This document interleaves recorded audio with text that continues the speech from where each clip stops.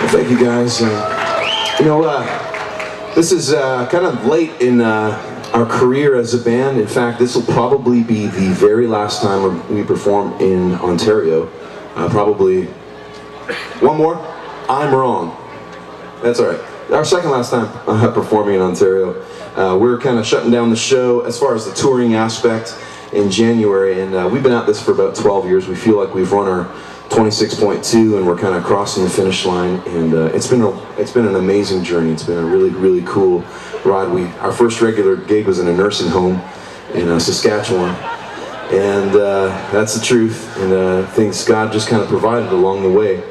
And you believe these lies growing up, even in the church sometimes, that when you become a Christian, it'll kind of be easy, that things will be given to you. You say a magic prayer and God grants your 3 wishes and life is grand. But for those of you who have experienced any sort of real life, that's just not the truth. We experience pain. Even Jesus said, in this life you will have troubles, but fear not, I have overcome the world. I had a season of kind of midstream, maybe 4 or 5 years ago, maybe 5, 6 years ago now, had a season of panic attacks. Anyone ever heard of panic attacks before? Yeah, anytime I heard the word panic attack, I just thought, chill out, everything's gonna be fine. Have a break, have a bratwurst and a Coke, everything's gonna be fine. And for those of you who've experienced any anxiety or fear or depression or just, sickness or illness, some things in this life are out of our control. They're just outside of our control. And our hope in the gospel is not that he takes bad people and makes them better, or he doesn't make bad people good people.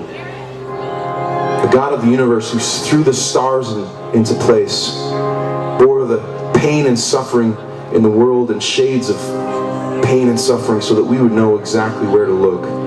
And he stepped into human history, and he bore our bombs and our guns and our panic attacks and our cutting and our eating disorders and our dysfunctional families and our abusive pastors. He took all of that and he bore it on the cross so that we would know exactly where to look when we're in pain, because he was in pain for us.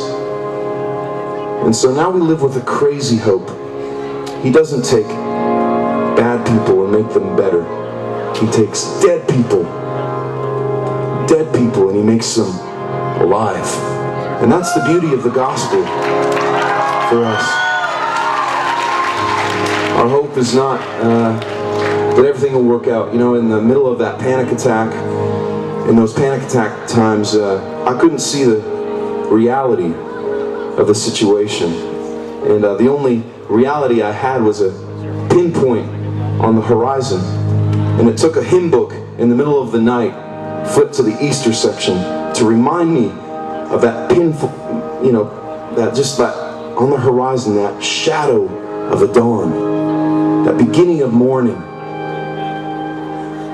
And that hope for us today is the resurrection, the power, and the person of Jesus. And that's where we can place our hope. Not that everything works out down here, because not everything works out down here. Now we see through a glass darkly, but then we'll see face to face.